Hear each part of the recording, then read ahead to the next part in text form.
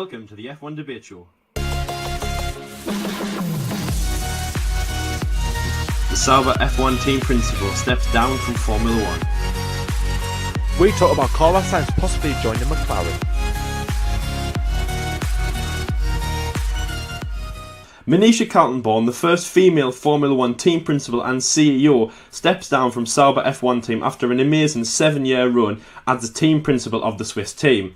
Now, she took command as team principal and the CEO with the highest stake of Sauber F1 team in late 2010 after BMW left Sauber.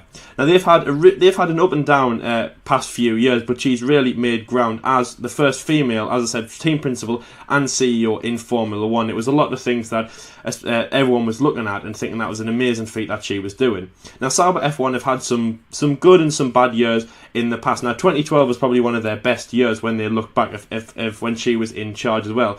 But in the past few years, they've been under a bit of problems on the track and maintaining the car, but then also behind the scenes with things like finance as well.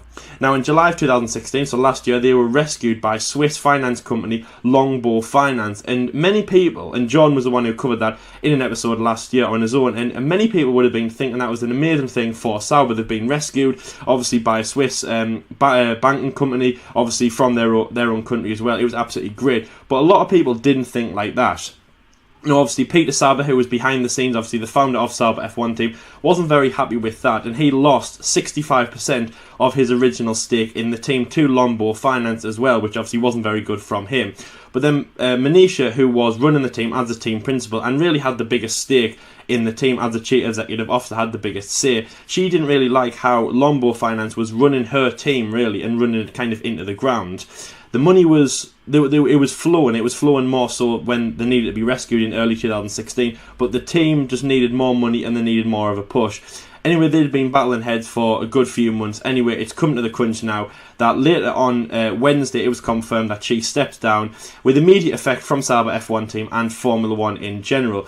Now, we're going to be discussing, obviously, she will be missed, that's a given, but we're going to be discussing that if Longbow Finance is Sauber's real problem, or was it a different thing? Was this kind of little fighting having to be going on? And what is Longbow Finance doing to the Swiss team?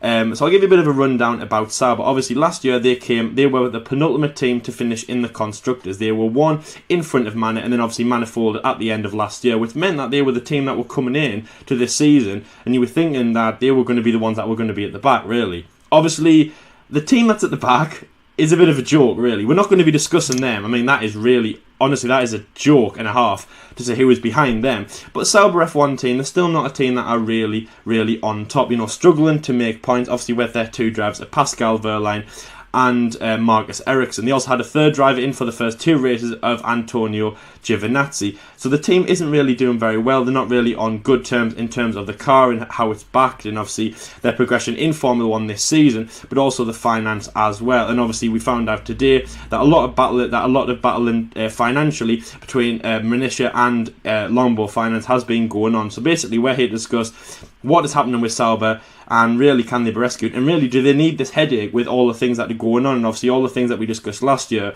with the money, and as I say, that how Sauber will be ran into the future, and obviously after their great few years that she's had with the team. Now, obviously, to start off this part, Jordan, I mean, Monisha, as a team principal and as the chief executive officer of Sauber F1 team, I mean, she's had a great 7 years, obviously taking charge in 2010 up until, obviously, her last race, which was Canada 2017. It's been very good for her. They've had some great results as well. Their best year, especially in my eyes as well, was 2012, obviously, with Kamui Kobayashi and Sergio Perez. So she's definitely done a very good job, and she'll definitely be missed, won't she? She's done so much with so little budget throughout the years. You know what I mean?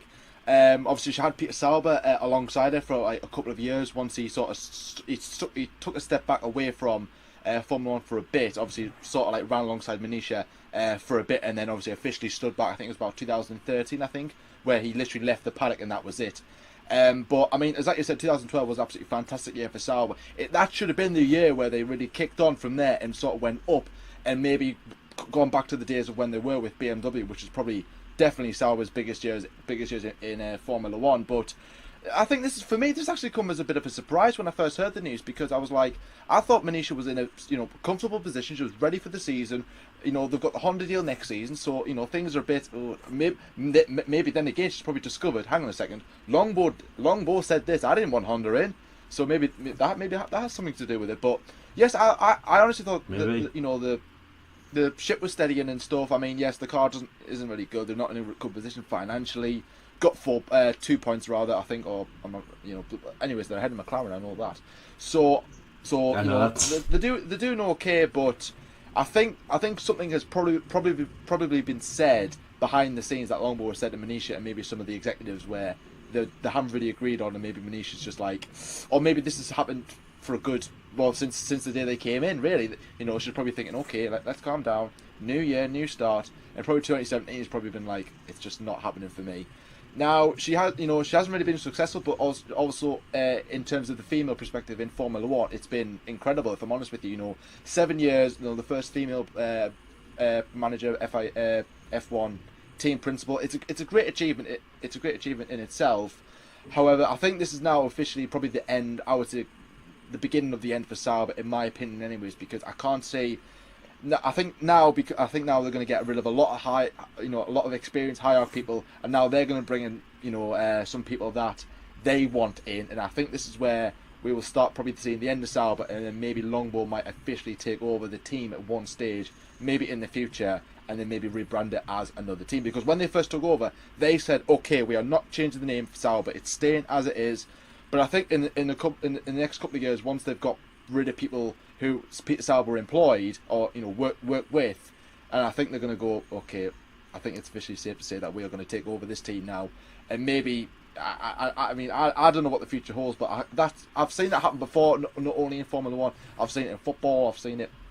I've heard it in rugby as well. I've heard it in other places like that where people are working with it. We're working with this. Someone else comes in, and then all of a sudden they go, and then that company takes over that particular team, person, or whatever. So I can see that happening. But I mean, obviously, I am very proud of what Monisha's achieved with very little resources as well. I mean, breakthrough Sergio Perez as well. Obviously, saw the talent in that. But however, came into the 2015 season with 3 drivers essentially. So that caused a bit of a confusion when Geert van der Garde was actually signed up for 2015. She probably forgot that, and then obviously when they turned up for pre-season testing in 2015, you had Felipe Nasr, Marcus Ericsson, and Geert van der Garde just turns up with his bag, just like, what are these doing here? And then obviously, yeah, as I was driving. What's going on? It's like, okay, I'm here for pre-season testing. Where's my car? Who's Nasr? So shortly after Longbo Finance bought into Sauber F1 in July 16, a guy from Germany called Pascal Picky, or Pascal PC, excuse me for my pronunciation, we don't really have any videos where he says his name on this. Anyway, so he took over Peter Sauber's place as chairman of the board of Sauber F1 team, and we know Monisha wasn't very happy with that. And then as she stepped down a few days ago, Pascal has now stepped up as president and team principal of Sauber F1 team. Now again, he'll be someone that'll want to take Sauber in the new direction. And as John just said about Longbo Finance really curving the way for Sauber, I mean that's definitely what they need. Obviously with all the fun that's going in, and obviously changing all the people, but it's not very good to see that Peter Sauber obviously was taken out as a position from him, and then obviously now they've got the new team principal and the president of Sauber F1 team, which is this new guy Pascal Picky. So John, what do you make of that? Obviously a German in command, and we know what the Germans are like with taking command. What do you think he can do with this team? Do you think he can move it in the right direction and move it in the way that Monisha wanted us to go? Well, he's definitely got a big job on his hands, hasn't he? Because Sauber want to go forward, not backwards, because obviously they've been going backwards for the last couple of years. Despite that alright year in 2015, since 2012 it hasn't been the same. So they need something stable, don't they? They need a stable foundation going along so they can build on a stable foundation and just basically make Sauber a team where they, in my opinion, they deserve to be, at the top. But I really don't know the direction. I think for me, as like I said before, the future of Sauber is now at risk, and this guy has got to now pretty much clean up this mess, or maybe he was part of it. I'm not really too sure. I've never really heard of this guy, so I think we're going to learn a lot about him as the season progresses. But yes, as like I said before, there's a lot to learn with this guy and the other people behind him, and see what happens now with Sauber. I think from next season, I think it's going to be a bit of a learning curve with him, with this team, and also for all of F1 fans as well to actually find out what is going to happen with Sauber F1. But by the way, guys, what a name! Pascal Picky. Yes, Holy great. moly. If that is how you pronounce his name, because as like, you know, we don't know how you actually pronounce it, but if that is his name, wow. Well, do you know what? Brilliant. I think that it can either be Picky or PC. PC. You've just got to picky which one you want to say. It was a joke. Oh, Sauber, don't be too picky on who you want as their team principal. Don't be too picky on who drives for you next year. All right, you've made your point. A fine prank, very amusing. Now get it out. Oh, I think that's a good way to end the segment. Don't pick a Honda. They should have heard that a few episodes ago, shouldn't they? They really should have. Yeah, but yeah. Anyway, so yeah, Sauber, wish you all the best. But yeah, obviously it's a massive shock at the end of the day to see her go. But yeah, we're holding up for Sauber, and obviously picky how you go for 2018 and onwards. Carlos Sainz is definitely one of Formula One's best upcoming talents, and he's only 22 years old, so he's got a lot of time to actually prove himself. Now, obviously, since making his debut back in 2015, he has always constantly been linked with a seat at a bigger team. Now, them teams being either Red Bull or Ferrari. Now, obviously, a bit more realistically, Red Bull, is one of them definitely, because he's driving with Torro Rosso, he's part of the Red Bull Junior program and everything, so he's always been linked with another seat. Now, a bit like the Christmas nativity, there's no room at the inn right now. You know, he's always knocking on that door, just like, you know, is there any room at the inn? And Helmut Marko's just like, no. Just like every single scene, he's like, oh, okay, I'll just go back to my old hut then with Torro Rosso. That's how it seems to be right now. And Carlos Sainz is getting a bit frustrated.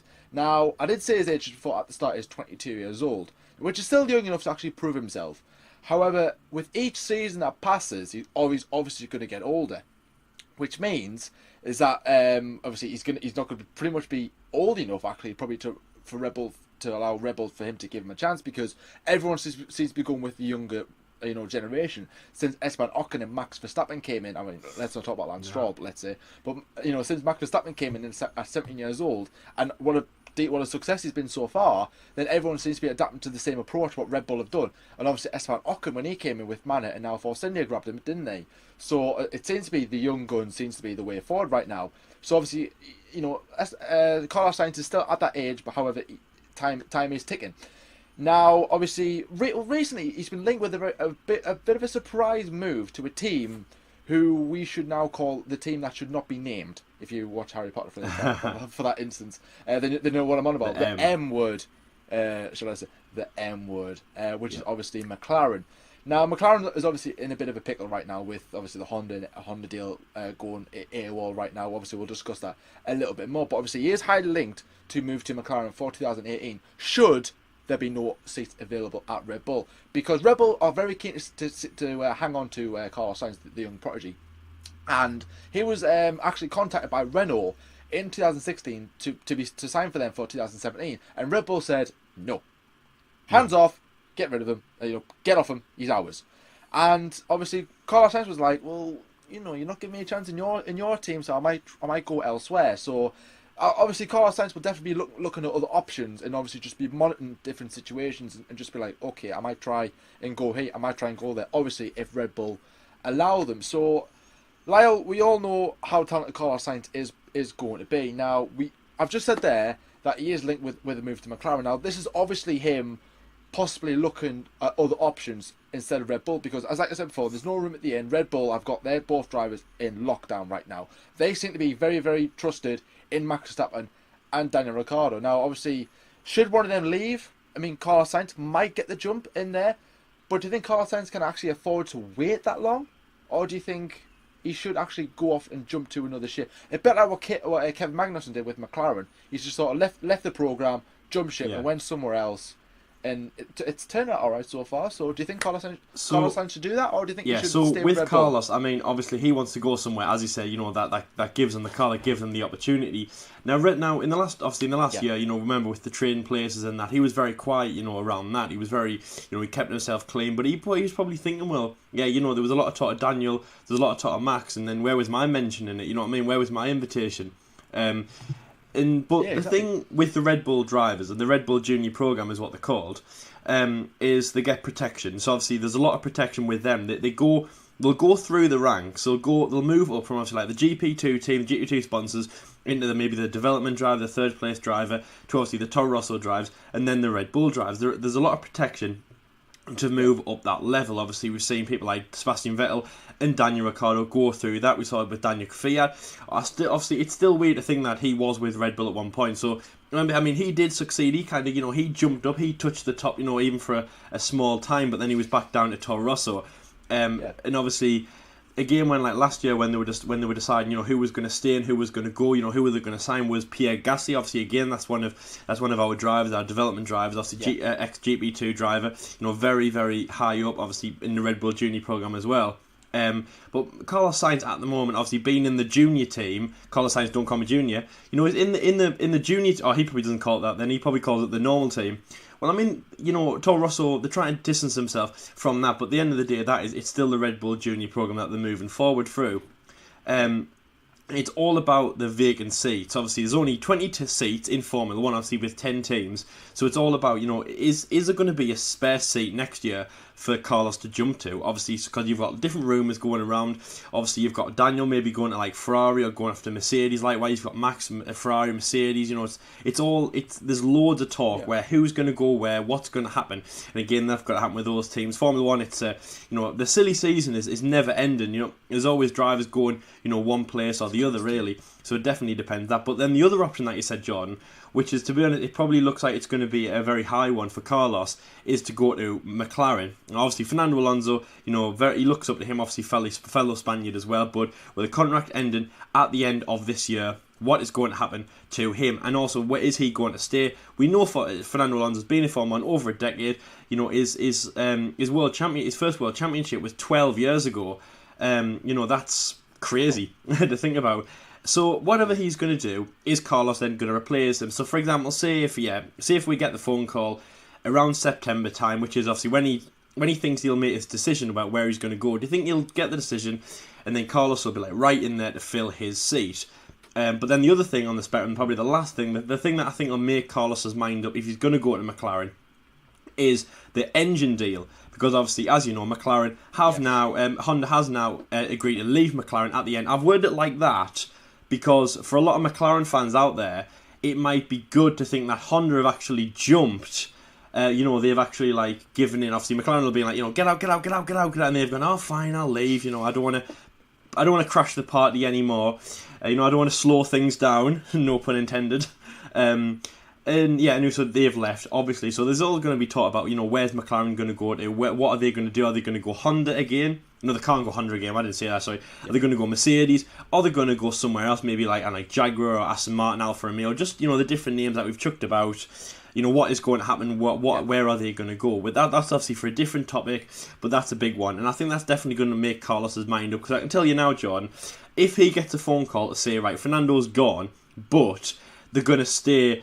he'll make it. I don't think he'll make his mind up to think that if McLaren will be making improvements, but after this year, you know, I don't know why Carlos would go to McLaren. The team at the back, and by the way, just on the topic of topic one as well, like the Sauber thing at the start, that was the team that I didn't want to mention that were below Sauber in the World Championship. But I don't know why he'd go to McLaren. I really don't. But I mean, that's the thing with Carlos. Just you know, John, that's the thing about Carlos. He just wants to be in the best team. He doesn't want to be in a junior team. You know, he wants to be at the front and he wants to be competing, obviously, like all of them do. But with the Red Bull thing, I mean, I think that's the main thing with that gets with the Red Bull. You can be as talented as you want, but there's got to be a seat open for you. And for example, like using like Daniel Ricciardo as an example, when he jumped in 2014, he was the perfect guy to bring in. Because Mark Webber had left, there was a vacant seat next to Sebastian Vettel. That's why he came in, and that was perfect as well. And obviously, again, likewise when Sebastian Vettel left, it was Daniel Kvyat. But if a Red Bull driver does leave at the end of the season, either Ricciardo or Verstappen, it probably will be Sainz. But obviously, we'll have to see who he signs with next season. But I mean, it's a big one, John. And obviously, again, he is a massive prodigy as well. You know, someone who we definitely look up to in the paddock, and we wish all the best for. But I mean, it's really hard to get a seat, you know, especially in this silly season, isn't it? It is because obviously now, it's a bit like what we've said before, where loads of drivers are coming to the end of their contracts as well, and a lot of drivers are coming to the end of their careers as well. So there's going to be loads and loads of driver rumours, you know, transfer rumours that give you tumours, as I like to say, that are just floating about all over the place. And obviously Carlos Sainz is now again caught up in this, but now obviously he's been linked with obviously Red Bull, but as like I said before, he's been linked with Ferrari as well, a bit like Sergio Perez and Giovinazzi, who are obviously Italian as well, so obviously the connections are there. So I mean, obviously Carlos Sainz probably could go to Ferrari. He's got the skill, he's got the ability, he's got the talent. However, I think that they'll probably go with either Giovinazzi or Perez. Should one of the Ferrari drivers leave, I would expect that to be Kimi Räikkönen, because in my opinion, Kimi Räikkönen will retire he definitely will retire at the end of the season. He should. That'll be the more sensible thing to do. Bring someone else in and let them have a shot at what they. Well, I mean, again, like as I said, Jordan, I mean, Formula One, because there's only 20 seats, I think if you are looking like you're going to be, you know, you're not going to be the best person for that seat in the future. For example, like you know, Ferrari might be looking in the back seats and they might be thinking a bit like, I mean, to be honest, this is a bit like what was happening last year with Kimi Räikkönen. There was the people behind the scenes in Ferrari that were saying things like, Kimi, if you're not going to be doing, you know, if you're not going to be scoring that many points, and if you're not going to be, you know, holding your own like obviously you were like in the past, maybe we'll let you go just because obviously there's not many seats in Formula One, and other drivers want to fill that, and obviously this year there's even less. So if he's not going to be pulling the result, they might end up thinking that like it would be better for him to step back and as John just said, let someone like Giovinazzi or Perez, you know, someone who obviously is younger, more gunning for it, and looks like he's going to have more of a career going forward with Ferrari. Exactly. I mean, Carlos Sainz is one of them drivers where he could literally jump to anywhere. Like I just thought there when Lyle was speaking. Say Perez does go to Ferrari, if Kimi Räikkönen retires or leaves, or even Seb leaves to Mercedes. Depending on how that all pans out, then there could be a seat at Force India. So Carlos Sainz to Force India, that could be a possibility. Like I could see Carlos Sainz at every single team, bar Mercedes in my opinion. I can't really see him at Mercedes just yet. I could see him in a Ferrari, even a Williams. Should the sack Lance Stroll, which I think might be highly likely coming to the end of the season. So, but obviously and also as well, just on the subject, obviously, as we were saying before about Carlos Sainz to McLaren are quite interested in him, and obviously the likely driver they will replace one of the drivers will be Fernando Alonso, who obviously he's at tenterhooks with McLaren right now, but obviously I think really realistically, just touching on what Lyle said before, it's all about who is going to supply the engine to McLaren. That's what's going to decide Carlos Sainz's decision. Like he'll definitely be the first one to know, or one of the first ones to know, if Alonso is leaving or not, because he'll go, okay, right. His agent might go, right, Alonso, he's off to Renault. There's a seat at McLaren available, and Sainz will go, all right, okay. Let me know. Keep that seat for me. Let me know what engine they're going with, and if it's Honda, he'll be like, no. But if it's a Mercedes, all right, I'll give it a try. Even Ferrari, exactly. I mean, I don't think I could see McLaren Ferrari happening, but obviously, as we know, like I mean, like from Ferrari and Renault, he's worked with those engines before, so again, like something like that might be. I mean, McLaren Renault might be probably. It sounds better than McLaren Ferrari, because obviously Ferrari like one of the front runners. Ferrari doesn't really go together. But on the subject of Ferrari though, Alfa Romeo were actually linked to join up with McLaren for 2018 onwards, or even 2019 onwards, but I don't think McLaren would actually have the trust in anybody else to go with a brand new, even though they weren't like brand new with McLaren and Honda, but obviously in this day and age, it's like it was a brand new engine, brand new company to bring it to Formula One. I don't think they'll have the trust in that anymore. They'll want to go with Mercedes, and obviously they have full trust in them. They know that they are going to get a reliable engine, and obviously move up the grid, get away from the back of the grid, and actually fight with the likes of Red Bull, Force India, in Williams, hopefully as well, and Torro Rosso as well. So obviously just putting Carlos Sainz in the midfield. But obviously let us know your opinions in the comment section below. Should Carlos Sainz actually go to McLaren? Would that be actually a sensible move? Should that actually should it happen, or do you think, or do you think we're just basically just killing it a bit too much, and you just think, I think this is just transfer rumours. This is just paper talk. A bit like the jokes in this episode. We just killed it to death. But I mean, I thought we did okay. So where is Carlos gonna Sainz for next season? And then obviously after the first part, you can't be too picky about who you get in Formula 1 anymore. Jokes galore, guys. I don't know if you can keep up with all them. Anyway, so thank you very much for watching this episode. That is where we're going to wrap it up. Make sure that you like and subscribe to the F1 Debate Show if you're new around here. It's completely free. We hope you enjoy the episodes and the content. Obviously, just leave in the description, in the comment section, anything you think of what we've mentioned in this episode, which you have any, do you want to say anything about? Do you agree with it? Do you not agree with it? Do you like any of our jokes? Do you like Jordan, my co-host? I know I don't. No, you're okay. Anyway, so thank you very much for watching this episode, guys. Make sure that you stay tuned with us for the rest of the 2017 season and onwards. Make sure that I hope you enjoy the round 8, weekend 8, which is the Azerbaijan Grand Prix tomorrow. And from us, it's been the F1 Debate Show. And until next time, guys, see you later. See you later, guys.